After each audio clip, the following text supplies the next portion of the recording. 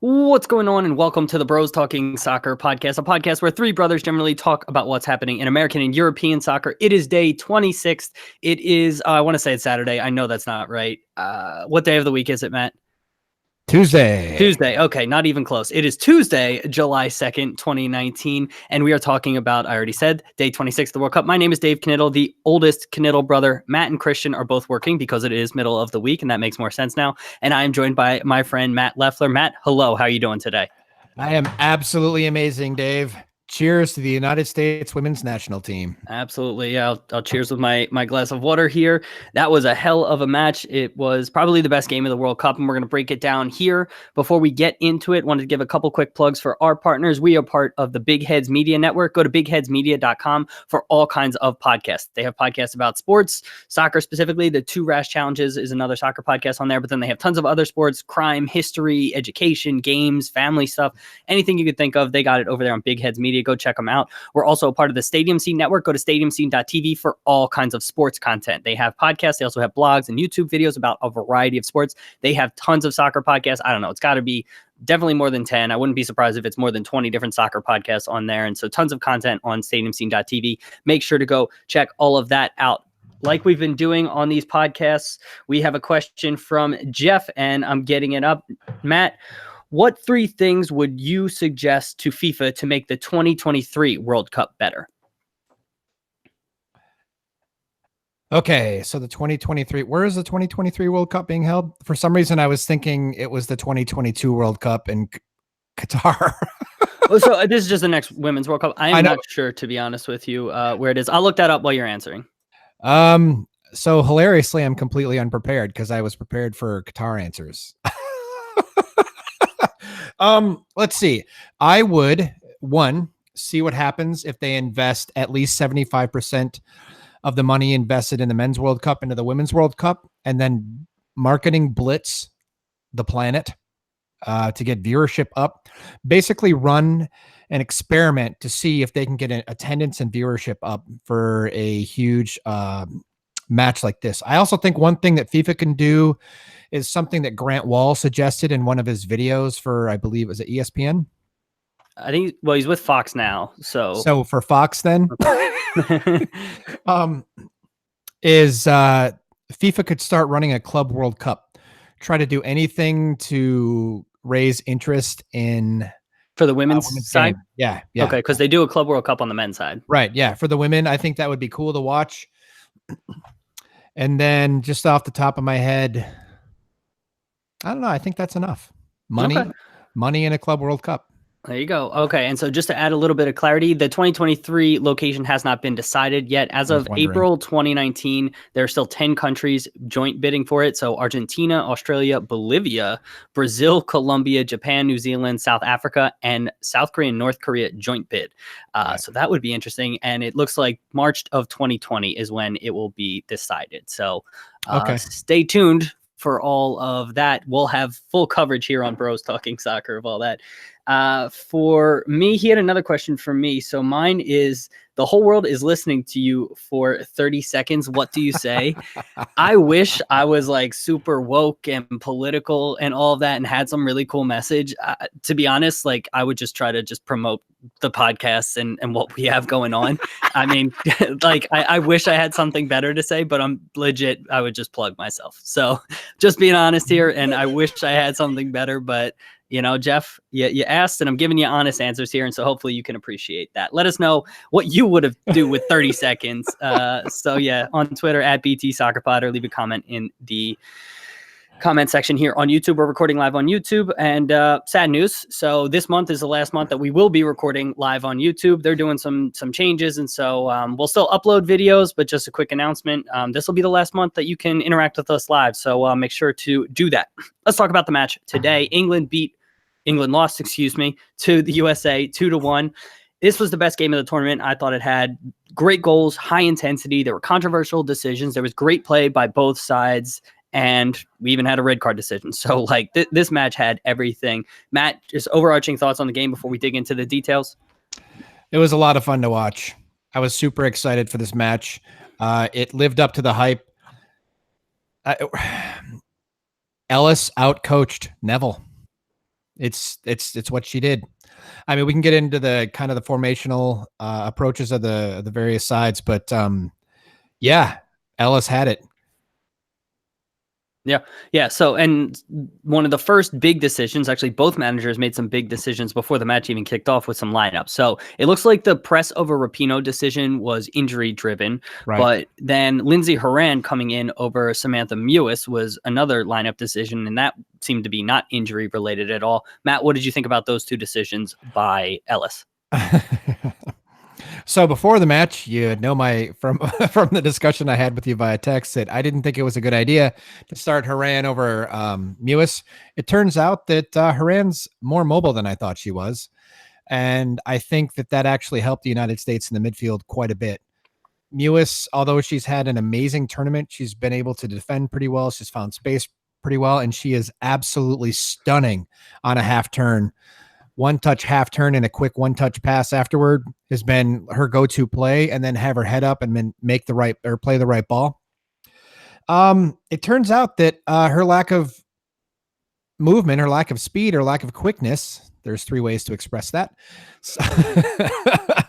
would have been a detriment to the United States. So just basically for speed of play and being able to be more mobile, I think her start in the starting lineup was the right move.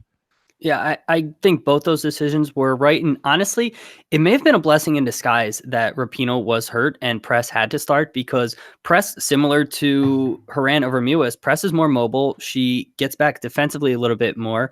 And I mean, she gets the goal, and I think was just overall just a little bit more active. As good as Rapinoe is, I mean, she's played the majority of all the matches so far, with the exception of, when everybody was rested in the second match. But I think it was kind of a blessing in disguise to have Press in there. Now, on the England side of things, Daly over Kirby in the middle of the park, and then that also kind of coincided with a formation shift from England, and then also Telford over Bardsley at goalkeeper. What did you think about those two, Matt? So wasn't Telford starting? Excuse me, beer coming up. Wasn't Telford starting because Bardsley was injured? Oh, really? I didn't hear that. That's what they announced a little bit into the game. I thought that's why Bardsley wasn't playing. So that made sense. The Daly one, I get, because Daly is more mobile than Kirby. Daly is quite quick, and she knows the U.S. players from playing in the NWSL for as long as she has. My main issue was, why the hell would you move Paris into like a number 10 position? That was I think when I first saw it, I was like, okay, that's interesting. I thought he would go maybe a little bit more defensive in the middle of the park and play Daly in there and try to just, kind of shut down the U.S. in the center of the park. But then it actually worked out where Daly was playing right midfield and Paris was sort of a second forward / floating attacker underneath. And I just thought that was a really interesting decision, because we highlighted in our preview that Lucy Bronze and Nikita Paris going up against Crystal Dunn on the left side of the U.S. defense, and whoever was the midfielder over there, could have caused the U.S. problems. And I think that England kind of hamstrung themselves to a certain extent by going away from that. And again, I just thought it was a really interesting decision. I don't think it really panned out as the match played out. Any other thoughts from this before we get into the specifics? Not really. I mean, just playing a 4-4-1-1 for England and then moving players out of their natural positions was really overthinking the match for Neville. It kind of reminded me of when Pep came out in a man marking system, I think in the Champions League, 3 or 4 years ago for Bayern Munich against Barcelona. Didn't work. Yeah, sometimes you can overthink it as a manager. Yeah.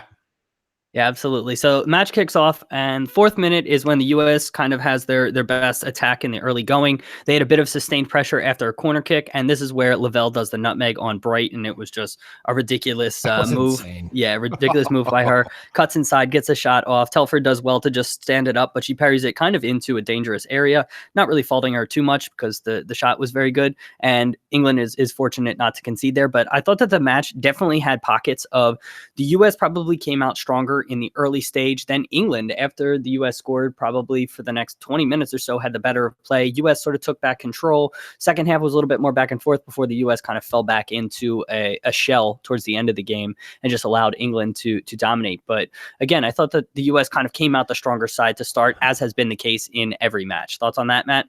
So, but wasn't after about 20 or 25 minutes when England actually went to a 4-3-3, and then that's when they started kind of dominating more in the midfield? Am I wrong about that? In the first half? I thought that was when they shifted. Am I wrong? I don't think they shifted in the first half. I saw a shift Okay. in the second half. Okay. All right. I didn't notice much of a shift in the first half. I could be wrong, and I could have missed that. Anyone watching live on YouTube, chime in with your comments. But England clearly shifted the formation in the second half. I didn't notice too much of a shift in the first half. Speaking of formations, the U.S. was in a 4-1-4-1 defensive shape, and then attacking wise, they were in more or less a 4-3-3. But it was an interesting 4-3-3 in that their midfielders were really wide.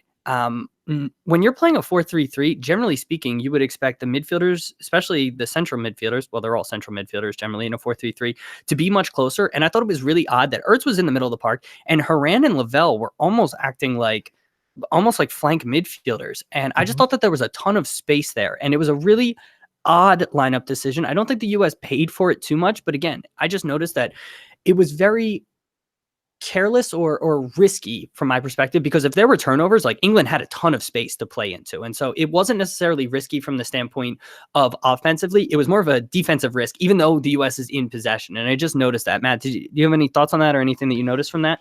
So I noticed like the US expanded in like extremely quickly once they got the ball. So they were in that 4-1-4-1 shape, and it allowed them to pass and then have, you know, a lot of passing angles coming or going forward.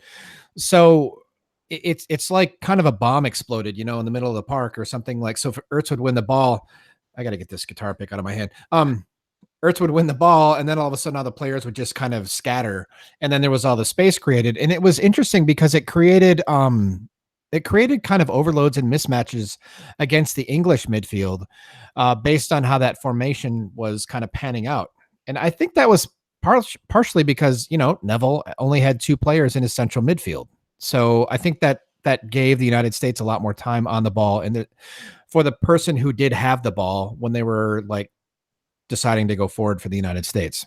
Yeah, that's a good shout. England, meanwhile, from a formation perspective, they were attacking in a 4-4-2, but oftentimes it ended up being a 2-4-4. I thought that their 2 center backs were staying back and their outside backs were pushing up, and then their wingers were really pushing up, and it really was acting more like a 2-4-4, and they were causing problems for the U.S. I think that they were very, very wide, and Walsh specifically was doing an excellent job of pinging long diagonals out to the flanks, and that's where England's goal ultimately comes from, and we'll talk about that in a minute here.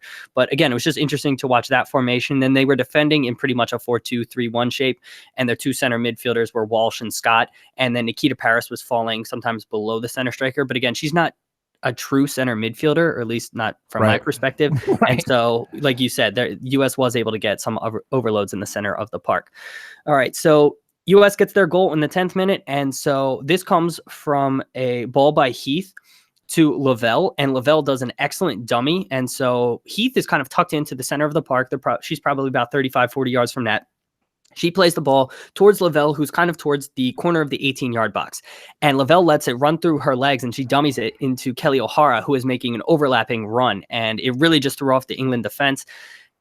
O'Hara gets to the ball. She floats in an excellent cross to the far post, and Lucy Bronze just misjudges it. So she gets tucked in, and she pulls away from Kristen Press and tries to come closer towards the net, and the ball just simply flies over her head. Kristen Press has a relatively unchallenged header that she puts in high at the near post. Matt, thoughts on the goal?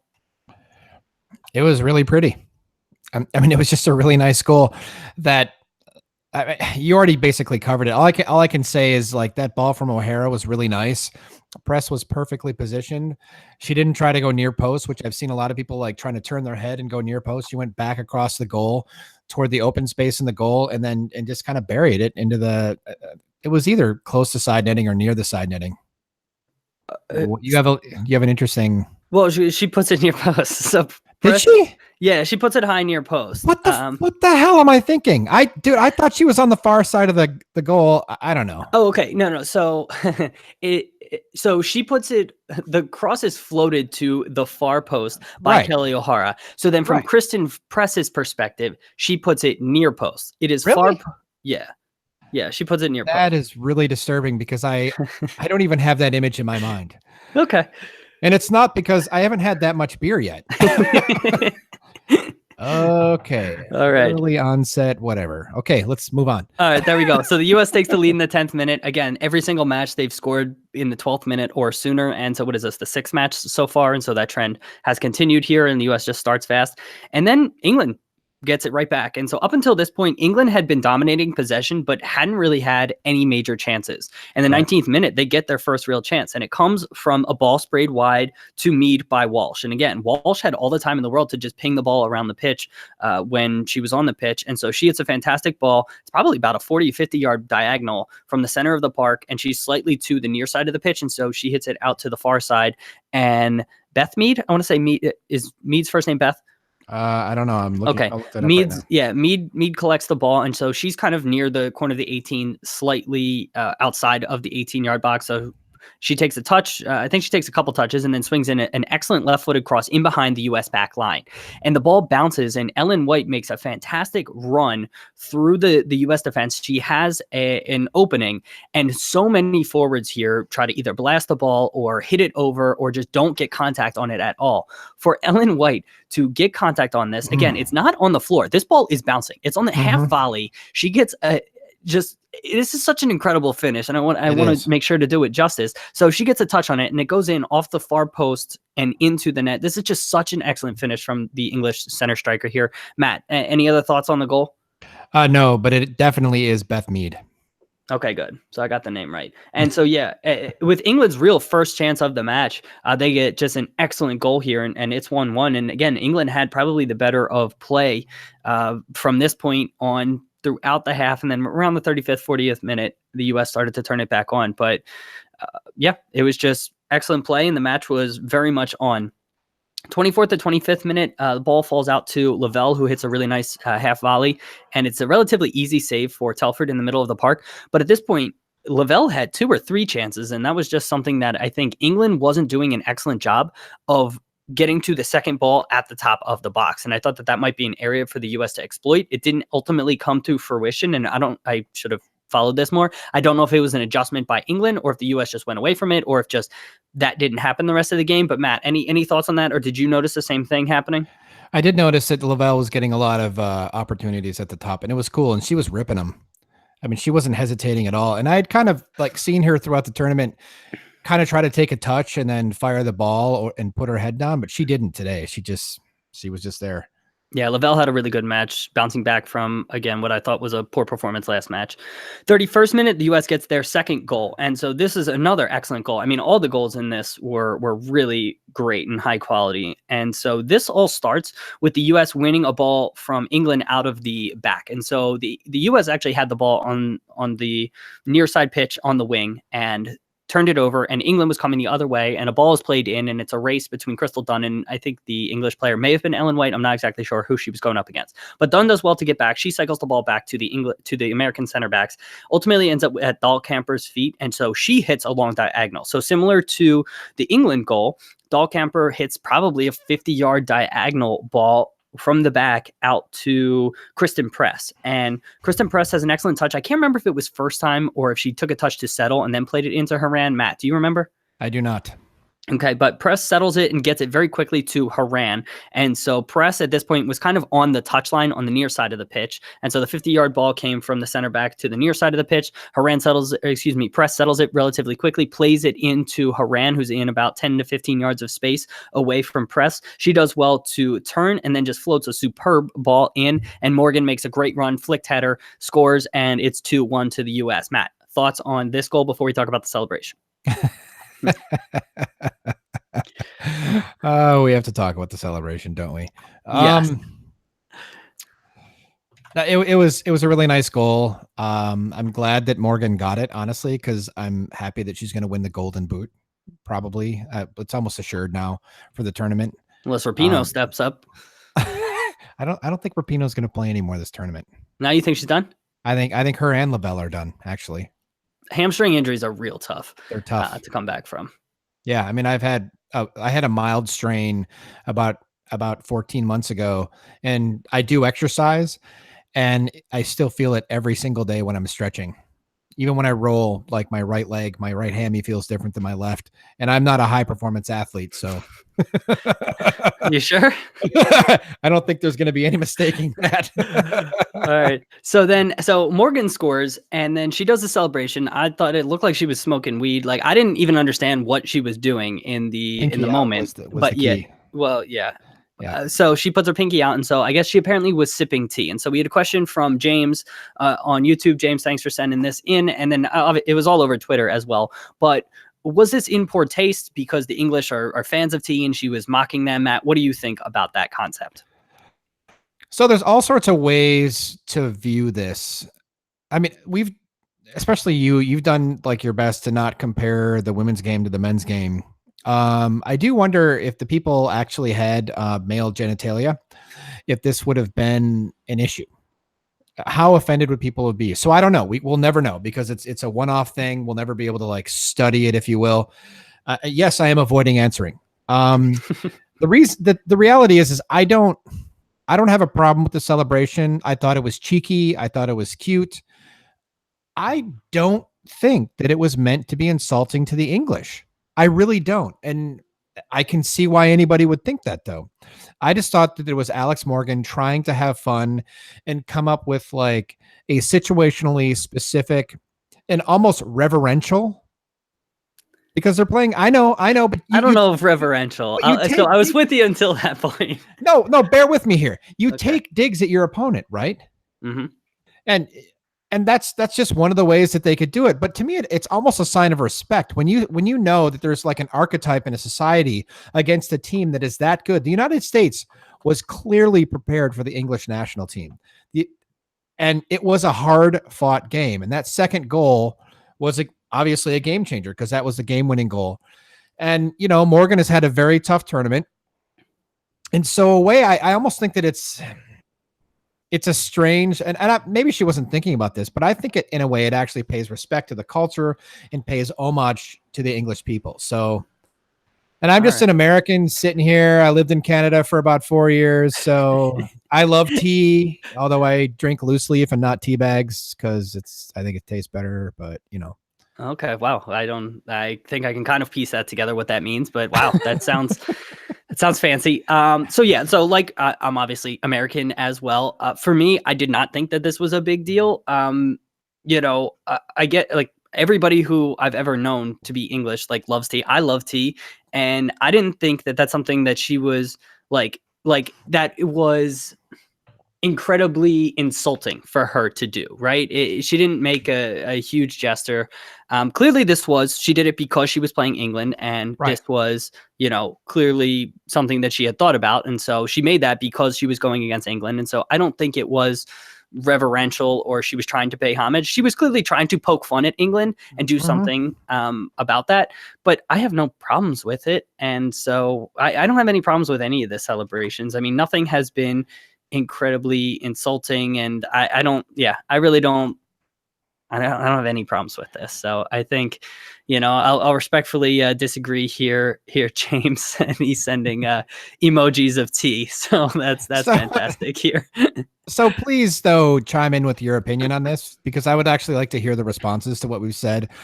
I think it was one of those things that was meant in good fun. It's unfortunate that it's such an emotionally charged situation, but I think that like so many things get blown out of proportion. Yeah, I'm with you on that one. That I think that it was in good fun. Yes, she's clearly referring to England, and she's doing the celebration because it's against England. But this is not like incredibly insulting. And I'm trying to think of the better word. I'm not great with words, which is a problem because I have a podcast.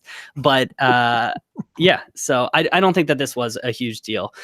Jeff, though, is chiming in with regards to the Golden Boot race. Ellen White will have a third place match, so it isn't completely over yet. That's a really great call. That's a good point. I forgot about that. Yeah. If she plays, it's always interesting to see how managers approach those third place matches. Ellen White has played a lot, and so I don't know if Phil Neville will decide to rest her, or if he will still roll out a strong lineup, because she might have a race to get the Golden Boot. So that's something to follow. But thank you for calling that out, Jeff.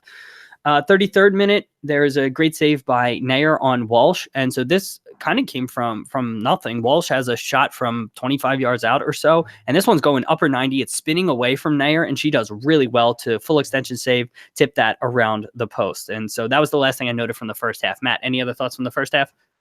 No, I was in my happy place though by this time. All right, that is good. Second half starts, and it was real just choppy to start the half. There was tons of fouls on both sides. I think the U.S. was being a little bit more physical, and yeah. So there was just a lot of choppiness. Jeff is chiming in because he is also English, and with regards to the celebration, he didn't think that there was much of an issue with it for him. Where is his exact quotes here? Wasn't sure. It would be the same as an English player miming eating a hamburger. Like nothing really. That's kind of what I thought too. Yeah. Yeah. So that's Jeff's thoughts coming from an Englishman. 58th minute, Kirby comes off and Mead comes on. I thought that this was, it was just time for Kirby to get on. Matt, any thoughts on Kirby coming on in the second? I mean, I thought it was necessary. They did look like they were holding possession even better once she came on. So. Okay. And then kind of coinciding with it being very sloppy to start the half, I thought both teams upped their defensive pressure, specifically at the start of the half. And that's why it became sloppy, both in the passing and also a lot of fouls. You could see the intensity sort of rise until the U.S. kind of fell back into the formation that they did in the 70th. And we'll talk about that in a minute. I thought Kelly O'Hara had a fantastic match. 65th minute, it was disappointing. Lavelle came off injured for Mewis. It's fortunate that the U.S. has Mewis as, a backup there. But like you kind of touched on there, Lavelle might be done, and you hate to see it. She actually has chronic hamstring issues, right, Matt? She does, yes. I believe this is the third one she's had. So that's not good. Yeah, we wish her well. Hopefully she can recover in time, but again, it's not looking great. All right, 67th minute is where we start getting into the debatable things happening. So this one comes kind of from nowhere, and so England gets a goal here. It's ultimately ruled out for offside, but Kelly Walsh, Walsh has the ball, and she basically isn't pressured in the middle of the park and is just able to hit a straight pass through the U.S. lines to Jill Ellis, who isn't really marked. Jill Ellis takes a first-time flick touch, again, pretty straight. When playing soccer, almost never do you have two passes straight that go vertically. Usually someone will step in and cut that out. And so it was a concerning sign that the U.S. basically allowed two straight vertical passes, and Ellen White was through on goal, and she finishes fantastically here. And it's a goal. Everybody celebrates. Ellen White does her glasses celebration, and everybody goes back. And then we get a VAR signal. And so it's ultimately ruled offside. Now, a couple things I want to clarify here.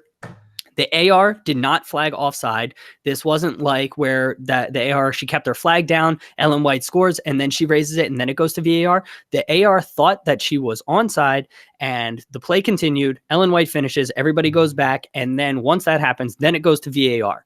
After VAR, Ellen White's left toe, one of her toes was offside here, and it's, again, inches, but technically she is offside here. Matt, what did you think about this call? So my understanding, I know that how they've explained the rules is that there has to be a clear and obvious error. But every goal has been reviewed. Like the VAR has looked at every single goal. They consider offside to be a clear and obvious, a black and white issue. I'll get into my thoughts on that, but that is their logic. So continue. Okay. So every goal, from my understanding, has been reviewed. Now, whether or not they actually send it to review and halt the game for it is another story. But VAR does look at every goal. So the officiating staff has been consistent. This is not inconsistent with the rest of the games in the World Cup. Now, actually, part of her shoulder was offside too. Now, do I think it's harsh? Hell yes, I think it's harsh.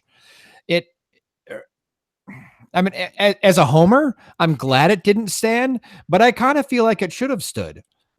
But how the whole tournament's been called, I understand why it ended up the way that it did. So with that, that's the only thing that I will agree with you on. This has been interpreted and called this way throughout the tournament. So from that perspective, again, I thought the referees were fantastic in this match. And again, consistent. They were consistent throughout. Maybe the only issue was Haran not getting a yellow card earlier for throwing some elbows. That's the only thing you could have, possibly faulted the referees for. But on this one, again, this is how it's been interpreted throughout the World Cup. So from that perspective, fine, I get it. From my perspective, VAR is supposed to be for clear and obvious errors. I do not consider offside to be a black and white issue. Offsides, there are gray areas. It depends on when the frame is stopped, when the ball is considered off of Jill Scott's foot. And there are all kinds of things that you can do. And it's not clear and obvious when the ball is actually off of Jill Scott's foot and where Ellen White is in this. I know the replays show it as a still frame, but the ball is contacting a foot, even if it's just milliseconds. I mean, when you're freezing frames, we're talking about inches, and those can vary here. And for me, her being a millimeter offside or whatever the heck it is, an inch or two offside is not clear and obvious. And so the fact that the assistant referee didn't raise her flag and thought that it should have stood, for me, I thought that this goal should have stood. And so I disagree on this being clear and obvious and shouldn't have been overturned, and it should have been 2-2 for England. Any other thoughts on that, Matt? Just really quickly, it is Kyra Walsh. Kyra Walsh. Okay. Kelly. I said Kelly. Okay. Yeah. I know it was a K at least. Thank you for clarifying that. Sure. It's unfortunate for England. Walsh then comes off in the 71st minute for Moore. I didn't know if this was a fatigue sub or if this was a legit sub. Again, I thought Walsh was playing fantastic, specifically offensively, and I didn't like this sub from England. Matt, what about you? No, I mean, I thought she was having a really good game. She was connecting with the forwards a lot. She was kind of showing for the defense to be an outlet. Yeah, I didn't really get it. So yeah, I don't have a lot more to say to that other than I didn't understand. So yeah, I really didn't understand it either. So I'm in agreement with you on that one. Around the same time, the U.S. dropped back into a 5-4-1. And again, they did this the same kind of time period against France. Now they had a 2-goal lead against France. And I just thought it was super early to kind of concede that you're playing the last 20 minutes plus stoppage time in this very bunkered in formation and just trying to soak up the pressure. It's just, I think it's a dangerous game to play. Now they're getting through. Okay, that's good to know. It's funny when they're, oh no, that's what you said. It's funny when yeah. So I will try to mute. No worries. You don't have to. It's just funny. So 79th, so the U.S. just drops back into a 5-4-1. And again, I just thought that this was really early. They're getting through these matches, and so it's working, but it's just making me nervous as a U.S. fan. Matt, any thoughts on them dropping into the 5-4-1 shape with 20 plus minutes going? Well, I thought they invited a lot of English pressure, a lot of unnecessary English pressure. The United States lost the ability to hold the ball up the field. They weren't going for goal, especially when the Carly Lloyd sub comes in later. It's, they're in more of a defensive shape, and then Carly Lloyd's going for goal because that's what she does. We talked about that. I said initially she was stupid, and then I'm wrong because I just was wrong. I shouldn't be really judging that, but yeah, I think it's like, yeah, come at me, bro. That's the kind of mentality, and frankly, with teams this good, you don't want them coming at you. Yeah, I'm in agreement with you again. I just think it's very risky and inviting pressure against these solid teams. And England, could have gotten a goal from it. And so 79th minute, England has their chance. And so Stokes, the outside back, had gotten forward, and she's in space, and she hits a fantastic ball across the face of pretty much the 6-yard box. And Ellen White is there for a tap in, and Becky Sauerbrunn clips her right foot on the backswing. She gets her right calf just ever so slightly, and it throws off Ellen White from making contact with the ball. Nothing is called here. Eventually, Nair collects the ball, and I think there's a foul committed on Nair. Goes to VAR. The referee rules that this is a penalty. Sauerbrunn gets a yellow card, and England has a penalty kick here. Matt, what did you think of this penalty being called? Was it a penalty? Yes, it was, Dave. Okay. Any qualms with it, or why for you? I did not have any qualms with it because that was how stuff like that has been called the entire tournament. I did not want it to happen because I'm a fan of the United States women's national team. I wanted that to never happen and to be hidden in a closet somewhere. But the reality is, as I already stated, it's been consistent. And that's really the only thing that I want from officiating is consistency, because everybody knows the way they're supposed to play then. It was a foul. Was it like really, really, really light? Yeah, it was. If there hadn't been VAR, would have been called? Probably in 98% of the games, that would not have been called. But that's not the world that this Women's World Cup is living in. Yeah, and for me, it was a foul, especially because it clearly throws off White from making contact with the ball. And so even if it's a minimal touch, she's still making contact, and causing Ellen White to miss the ball, and Becky Sauerbrun's not getting the ball. So for me, 100% a penalty, no issues there. Houghton steps up and shoots it low and to the left. Not a lot of pace, not really very far to the left. And Nair gets down. So it's to Nair's right. And so she gets down and saves it and holds the rebound too. No rebound there. Matt, thoughts on the penalty and/or Nair save? Not a good penalty by Houghton. Not a good penalty by Houghton. Already said that. It was on frame, as you like to say. So that already kind of gives it some more credence. Still very savable. It's not what you want to do when you step up in that moment. And to be fair, so moving forward, like Nair makes this damn save, right? She makes this save. So she has this killer save in the first half. She makes a penalty save. Maybe we can move on from Hope Solo. Yeah, it was very nice to see, because we've all had questions about her coming into this tournament, and Definitely. This was the first game. So against France, like I touched on before, she didn't lose the match, right? That's what I said. You know, goalkeepers and defenders, your job oftentimes is to not lose the match. In this game, she won them the match. She did. She yes. at the very least saved it, and could have possibly won them the match. And so for me, this is her growing in confidence, growing in stature, and this was awesome to see. And so I am very excited to see all of that. Jeff's question about goal celebrations. Okay, so we had a comment here, and I think I flew by it because I'm not great at keeping track of my notes. Okay, Dave, you're the best. Jeff you're the best. Thank you. Nobody nag on Dave because he's simply one of the best. So thank you. Before we close out here, and actually let's close out and then we'll circle back on the Jeff question. I just want to make sure that we get to it. There, the 86th minute, we have the White tackle on Morgan, second yellow for White, and she comes in, or Bright. I don't know why I have White. Bright comes in and goes studs up over the ball. It's a clear second yellow. Any issues with you from that call? No, not at all. Yeah. That should have been a red, even if there wasn't a yellow beforehand. Yeah, because of the stakes, I'm okay with it being a yellow, just being in the World Cup. But she had already picked up a yellow, and so it has to be a red at that point. 88th minute, the U.S. brings on Krieger for O'Hara. Again, I don't love defensive subs, and Kelly O'Hara didn't seem to be laboring, and so it made me nervous, but Ali Krieger came in and locked down well, but it just made me a little nervous that we're making defensive substitutions in the 88th minute and changing the back line a bit.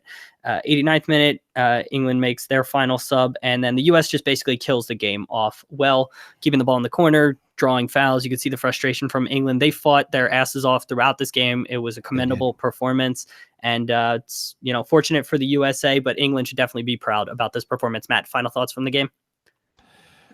Not really. I was glad that Krieger was brought on. I do think that she's kind of, I don't really know, because she hasn't been playing fullback for Orlando. She's been being mostly a center back, but she used to be a better pure one-on-one defender than O'Hara. She just wasn't as electric going forward. So for me, the issue that I have is when you come into a match, there's a period where generally it takes you to get up to speed. Sure. And if you're coming into the match, and maybe everybody is fatigued at this point, but you're coming into the match in the 88th minute and you're trying to get up to speed at that point in a 1-goal match, it just always makes me nervous. And so she did a fantastic job. I just wanted to note that and call it out. Getting back to Jeff's question here. He had a question about VAR and what it's doing to goal celebrations. And so now we have a delay after a goal while we wait for the confirmation. Are goal celebrations being truncated, or what do you think about that concept of goal celebrations now changing because of VAR, Matt? Well, I do think it's having an effect. I mean, clearly the teams score, or they think that they score, then they go off and then they do whatever celebration that they have. And then they're like, oh no, this is going to review. And so it does have a negative effect, even if they score. It does. Yeah.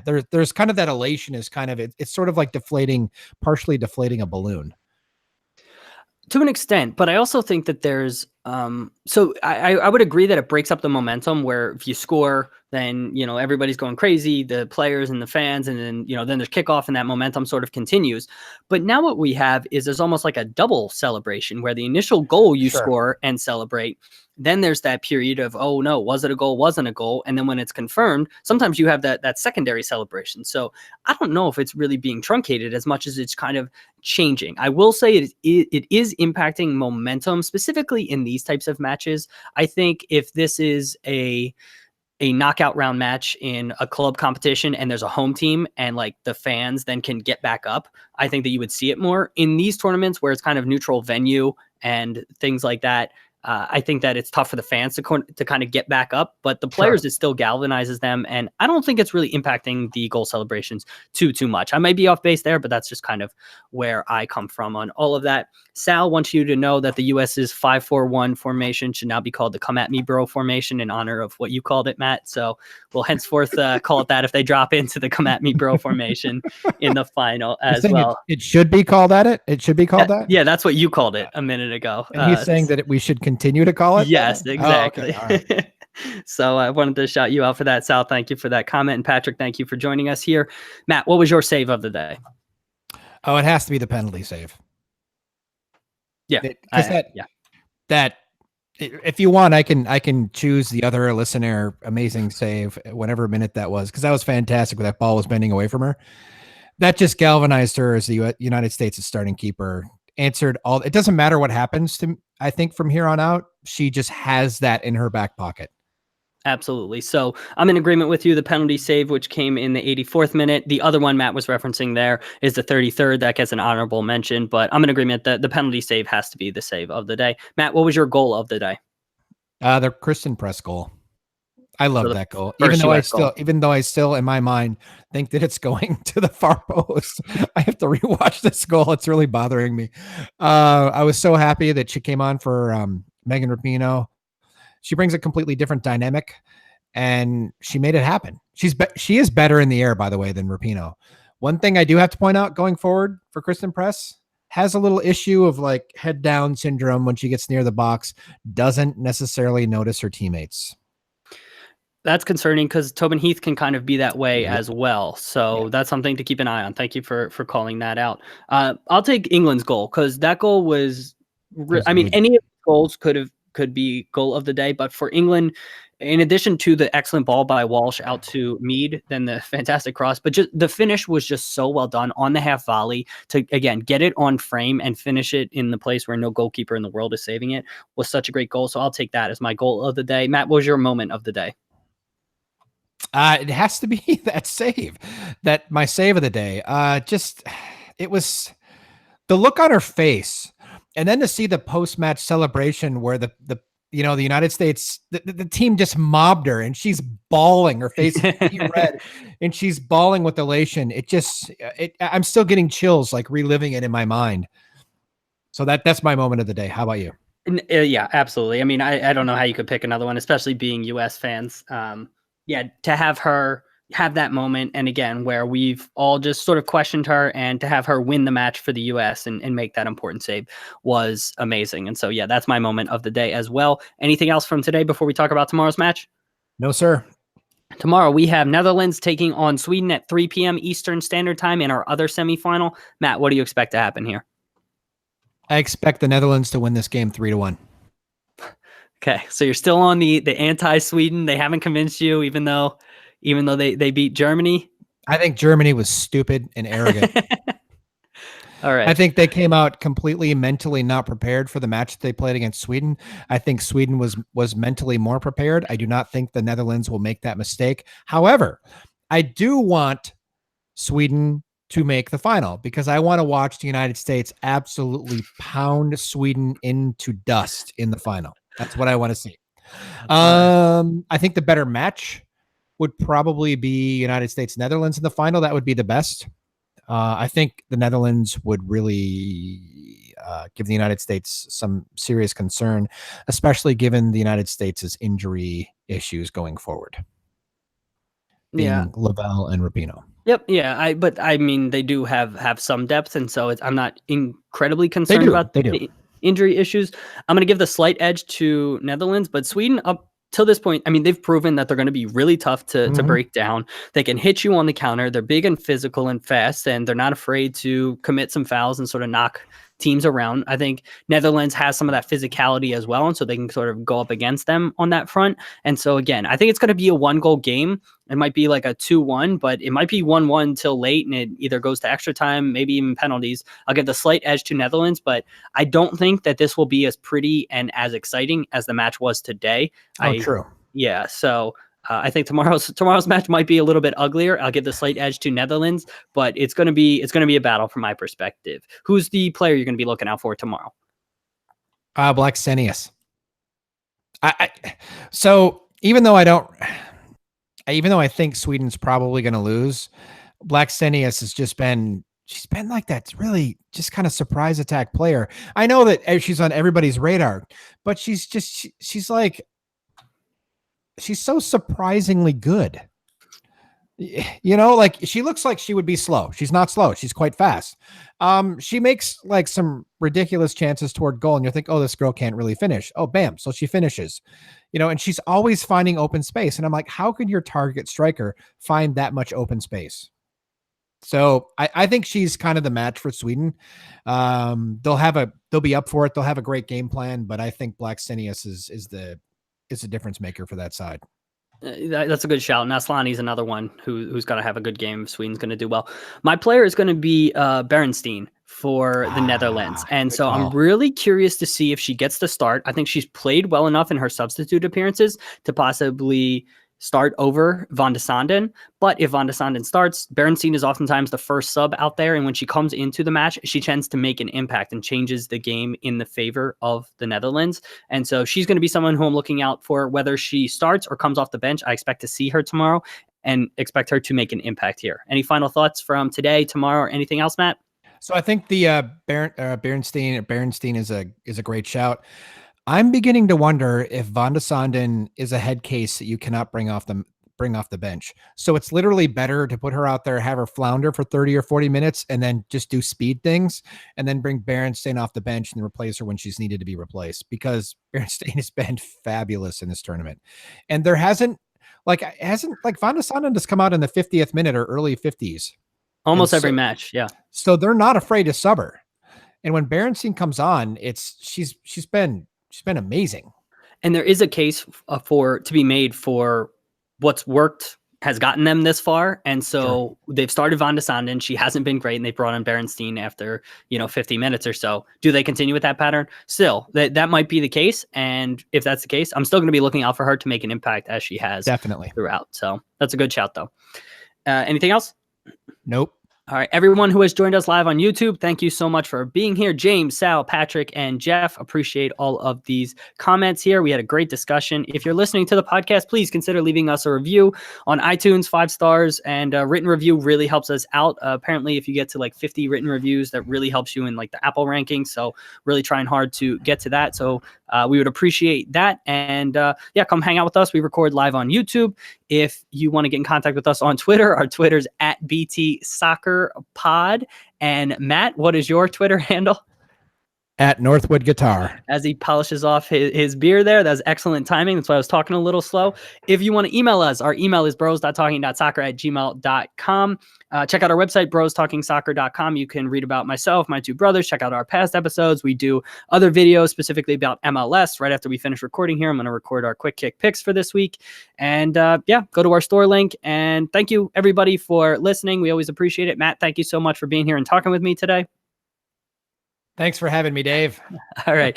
And listeners, go enjoy the rest of your Tuesday, and we'll be back tomorrow recapping the final semifinal match from the 2019 World Cup. Have a great day. We'll talk to you soon. See ya.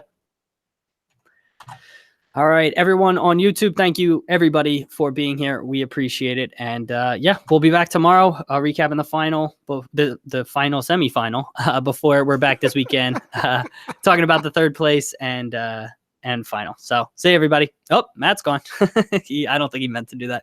All right, we'll see everybody.